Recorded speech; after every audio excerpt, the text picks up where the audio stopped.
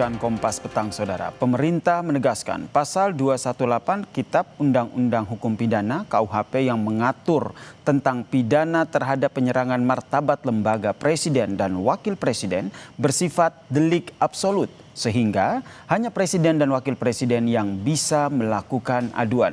Menurut pemerintah, pasal ini dibuat untuk membedakan antara tindakan penghinaan dengan kritik yang ditujukan kepada kebijakan presiden. Menteri Hukum Sutarman Andi Atgas mengatakan pasal tersebut tidak akan digunakan untuk membungkam kritik. Ia menyebut terdapat perbedaan jelas antara kritik dengan penghinaan. Karena itu, penghinaan presiden dan juga wakil presiden tidak bisa digunakan untuk menjerat pihak yang mengkritik kebijakan presiden.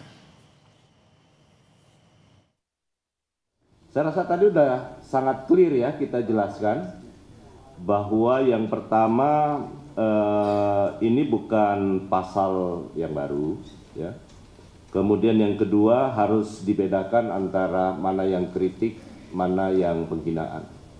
Saya rasa teman-teman sudah pasti tanpa perlu membaca Kitab Undang-Undang Hukum Pidananya, teman-teman pasti ngerti.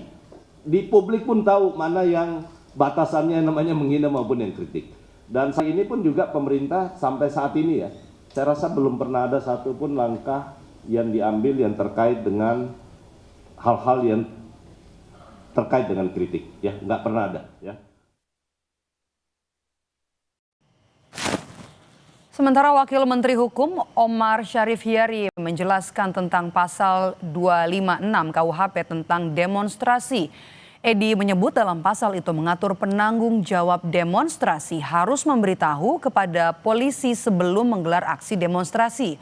Hal ini dilakukan agar polisi melakukan pengaturan terhadap lalu lintas. Menurutnya demonstrasi berpotensi membuat kemacetan lalu lintas. Oleh karena itu polisi harus mengetahui titik jalan yang menjadi lokasi demonstrasi. Edi menegaskan pasal itu tidak menghambat atau melarang orang menggelar demo. Ia menegaskan pasal itu hanya mengatur dan bukan melarang.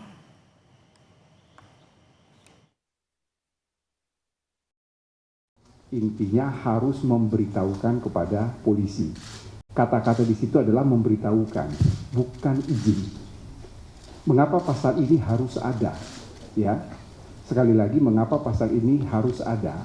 Karena ini berdasarkan pengalaman yang pernah terjadi di Sumatera Barat, di mana sebuah mobil ambulans yang membawa pasien itu, dia mati di dalam karena terhadang oleh demonstran. Jadi tujuan memberitahu ke aparat keamanan supaya bisa mengatur lalu lintas.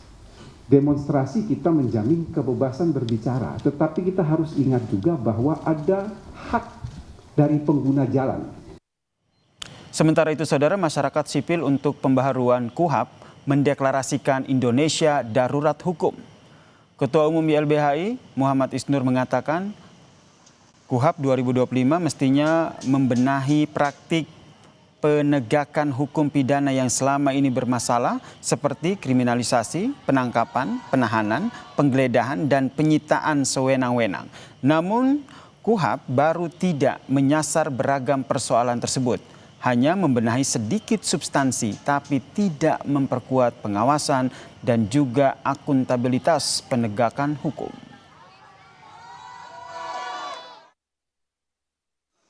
Mana orang sangat mudah digeledah, ditangkap, disita barangnya, dipermalukan, dapat tindakan-tindakan yang tidak manusiawi. Itu adalah potret di mana Indonesia gambarannya seperti itu. Dan harusnya KUHP itu memperbaiki itu semua ya. KUHP dalam prosesnya kemudian hanya memperbaiki tapi nambah-nambah sedikit tapi tidak memperbaiki bagaimana memberikan pengawasan yang ketat dan akuntabel kepada penegak hukum. Ya, bagaimana polisi nangkap nahan ya masih bisa nahan sendiri gitu. Bagaimana bisa menggeledah, menyita, memblokir bahkan rekening, akun media sosial dan lain-lain. Selepas jeda, Saudara, kami kembali dengan informasi puluhan